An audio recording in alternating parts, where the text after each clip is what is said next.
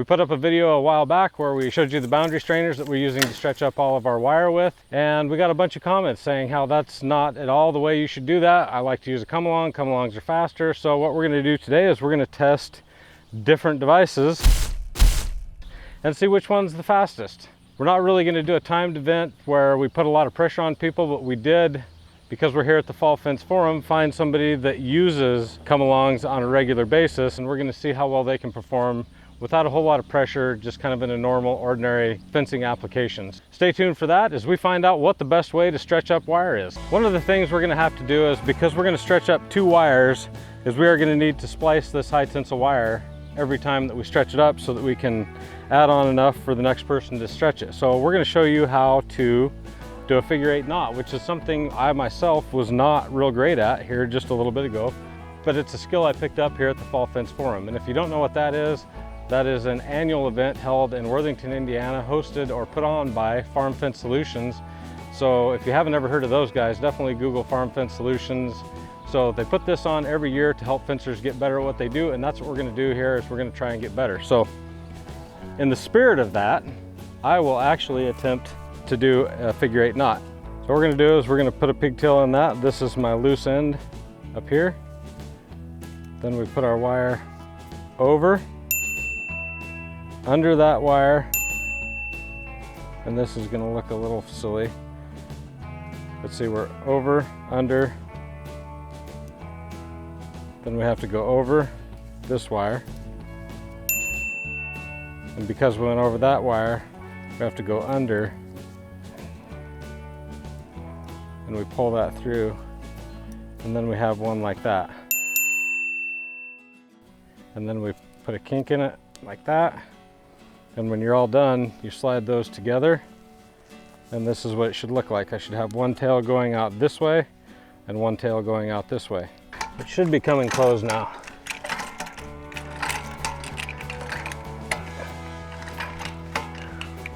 Now we can finish the knot off. So we basically just follow our figure-8.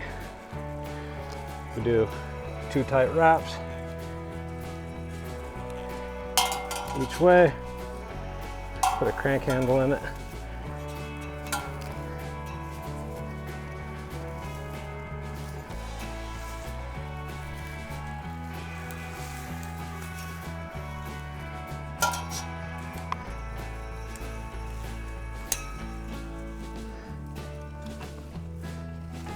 Just twist it off, and that's a figure-8 knot. Don't judge me too hard. That's like my second figure-8 knot in 3 years. And I know what you're thinking. Is there an easier way to do that? Yeah, there is. Crimp sleeves are the easier way to do that, but the artistry is in the knots, and that's what a lot of people here are all about, is showing the artistry and why they do things the way they do, trying to get the most performance out of it while showing their skill, and that's what figure-8 knots are all about. Crimp sleeves are actually shown to be a little bit stronger, but these are absolutely the best way to show your skill.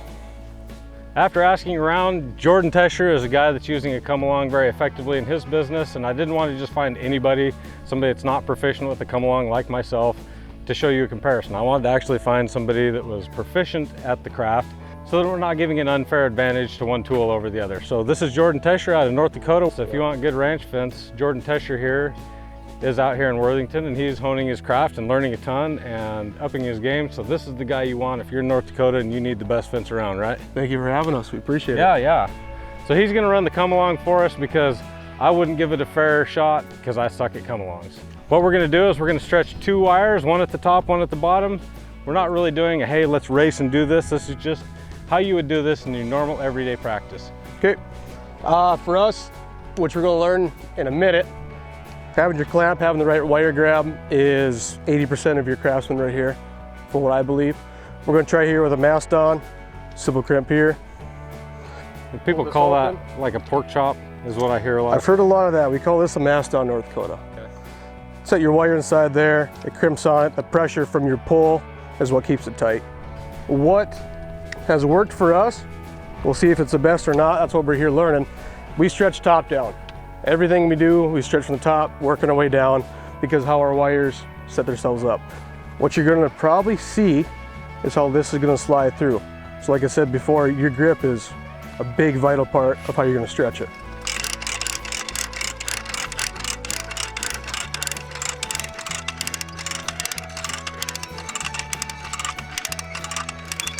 So what we do first, as you guys probably know, there's a lot more tension right here on the wire than there is at the very termination spot. We always have guys, especially in the bends or anywhere in between, you need to grab this wire. It needs to be from point A to point B or point A to point B. It has to be in the air at least one time. You gotta take it, give it a shake so you can allow all that tension to go through its wire, especially barbed wire. There you go, thank you.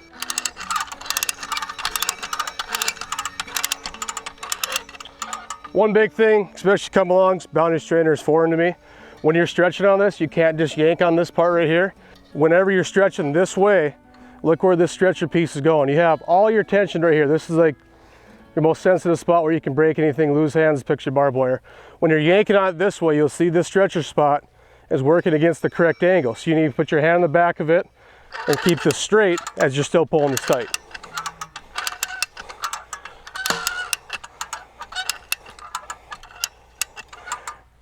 Single wrap termination knot? Yeah, just single wrap termination knot. One lazy loop, two good loops, and boom.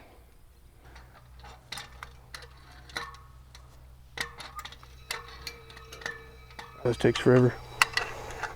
To me, this is where I think Jordan loses some time, but we'll see whether or not he does.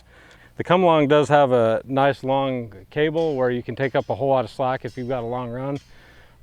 But when you have to let that cable out and hook it onto something and pull it out, I think it just takes a little bit more time. Whereas opposed to the chain walker, once we take it off, it's already, we just hook back onto the end of the chain and we're good to go. Yeah, that's correct. Because with our come along too, high tensile or low carbon, there are times as you're stretching out because you have to get so much back here. We do run out of cable, which you have to terminate, tie off, wrap it, re-grab and go. Now with these chain walkers, you can grab chain like boundary want, right? shredder, we can get a 20-foot chain, so I never have to worry about that. I can just That's walk right. it all day long. Okay, let's see it. Give us your best shot.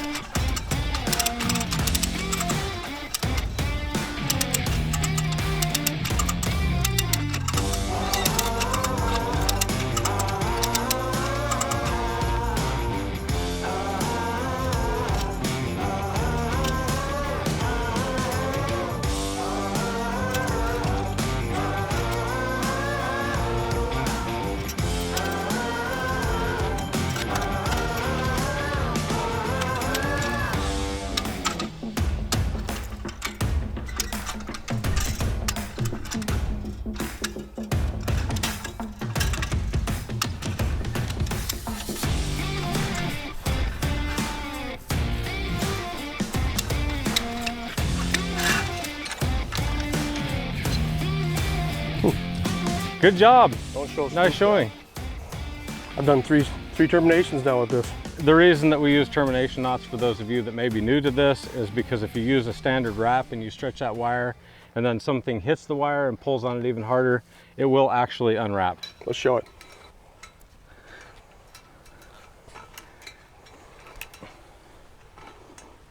Okay, that's, we got 1, 2, 3, that's like 6. 4 should really hold, 6 definitely. What's happening? Look at that. It's no good. So it's going to break every time because it can't release its tension, can it? And it was unwinding. Yep. So it breaks right there from that heat. Mm-hmm. That's interesting. Okay. So, Let's do standard termination knot's knot. no good. Compare it to a termination knot. All right, one more.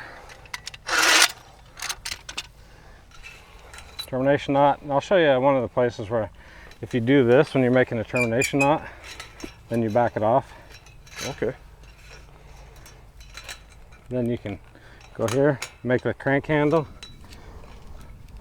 Oh, I see. one lazy, 2, and then just like that. Okay.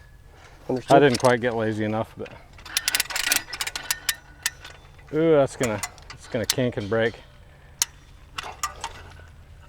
I'm out. That's full tension. We're pulling this post over, pulling that pipe over. That's Watch 2, out. 3, if not 4. No slipping. That knot didn't even try to unwind. Nope. It is gonna break, but. Yeah. So it breaks where it's compromised. Yep. Correct? There's a kink right here, and that's where it ended up getting a whole bunch of friction. We have the sharpest kink is all right here, so it ends up snapping off right here. We showed you that in the car video, how we could go find every single one of our knots because they just shattered. It's because it ends up breaking right here. Yep. Any wire does. But regular knots will unwind very easily. Yeah, compared to that. Hey guys, meet Ryan Gray. Because I don't feel like I'm qualified and I want to be completely impartial in this, I went and found another professional that says, you know what, I'm decent at running a boundary strainer, chain strainer. I actually didn't. He was voluntold. But he's pretty sharp. I mean, he's like put together. I mean, this guy's fancy. So this is Ryan Gray, and he's from Washington. I tried to get a location out of him, but he's super secretive about it. He's from a company called Cowboy Construction. Maybe Google knows where he's from. Yeah. He just told me Washington. Eastern. So like, oh, he's east of the Cascades. So if you need a fence, and this guy does gate operators too. Cowboy Construction, Ryan Gray is gonna hook you up. But right now what Ryan Gray is gonna do, can you show us how to run one of those things proficiently? I can, yeah. First thing, this is what keeps your wire tight, doesn't crimp your wire. So that little divot right there is what holds your wire in. And what you're saying is it doesn't have any crimps on it to scar your wire up if it does slip. Right, it won't score the or wire to where your wire break. will eventually break. So beforehand, I'd make sure my chain is straight, so all your chain links are in the same direction, so you don't have a twist in it. So this mechanism just walks the wire. That's why we always call Right them up the chain chain. walkers. It just walks right up, and you can get this. You have leverage here with your handle. Yeah, you just get it as tight as you want, and that's it. Do your tie off and then walk it back off. We'll tie that sucker off. Show us your Yeah. mad skill.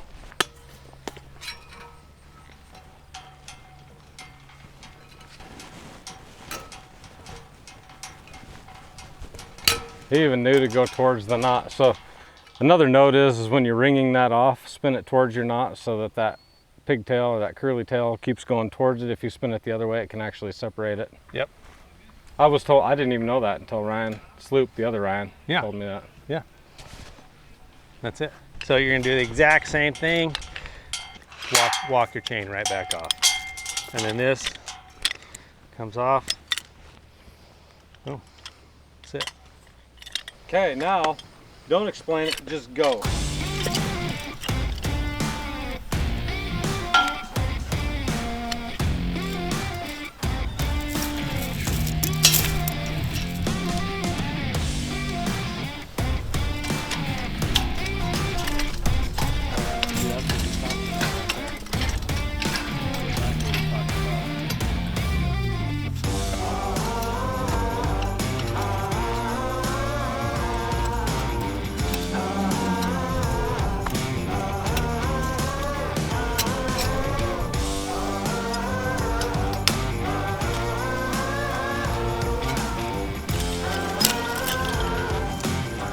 Boom.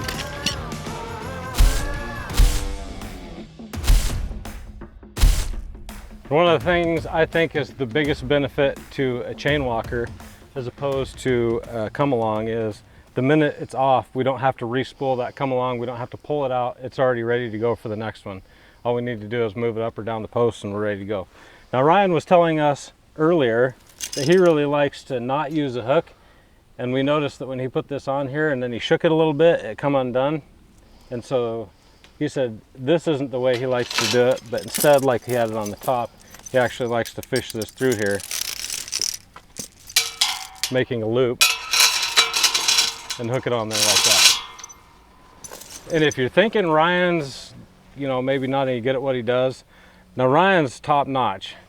But a lot of our practices come They from New Zealand. And so we're bringing a lot of this stuff to the US. It's like we're behind the times, isn't it? Yeah, we're catching up though. We are. fast. Because of people like Luke. Well, they got Farm COVID fence down leave. there. They're shut down, so Yeah, it really gives. well, They got the whole country shut down. so that's, what did you think, Jordan? Come over here and get a little, you don't have a mic. So the guy that runs a come along, did you ever use a come along? I did. Same Yeah, setup. He's I got. did. Yep. I used a come along. I actually used, have you ever seen the pulley stretchers where it's a series of pulleys and then you can put one of those on there and you just pull the rope and you're using, No. I gotta show that someday. That's how I got started. Like horse and buggy. We were doing stuff the old way. But anyhow, I was using come-alongs for everything I did, even chain link, and we have eliminated come-alongs completely from our business and only use chain walkers, strain right stuff. They're just, I've found them to be more efficient. Now, what's your opinion now that you've seen everything? One, you didn't have to move your stretcher as far, travel as far, get your wire Right. tension equal to what mine was. Like this is tight, this is tight. You had to move a third what I had to, which the longer you got to move, the greater tension you have and better chance you have for getting hurt or something going wrong or something breaking or breaking your wire. As you know, you score your wire in the wrong spot, the more tension and time you're compromising that spot, you can break it. So if your stretch only has to be on a third of the time as mine does, you're gonna save integrity of wire, just decrease that chance of it breaking too. So what do you say, when you go back to North Dakota, are you gonna I gotta figure this out. reevaluate? And Yeah. fencing is evolving, whether you believe it or not. It's not the same stagnant trade that it always was, and high tensile wire is proof of that. You're seeing more and more of this wire, and if I was building fence at my place, there's no way you're putting low carbon on it. This stuff got a really bad rap early on, but it is the only way to go as far as net wire, barbed wire, or even smooth wire. For SWI, that's all we're going to put up. If you want something different, you're probably going to have to find, not probably, you're going to have to find somebody different to do the job, because it's just not us. Probably been watching this whole video and you're like, what is that crazy post? I've never seen one of those. These are called octoposts, and the reason, with the shortages that we're going through today in today's fence world, these are something that is readily available, and they're drops off of all the solar farms that they're putting in. So they're extra that they don't need, and they're just looking for scrap prices basically. So this is an incredibly strong post, and we can get them available, and they make, I mean, if you want to build like a bull fence, this stuff will build a bull fence like crazy. So this is just something that's being repurposed from the solar field into the fence industry, and you're seeing it here perhaps first. So thanks guys for participating in this little trial Thank and you, appreciate it. helping me out with this. You bet. And hopefully we've settled some of the debate on which come-alongs versus chain walkers. Yes. This, I think, is where we're going, and I think come-alongs is where we've been. So anyhow, I hope you've enjoyed this. Don't forget to like and subscribe, and until next time, you have a good dang day.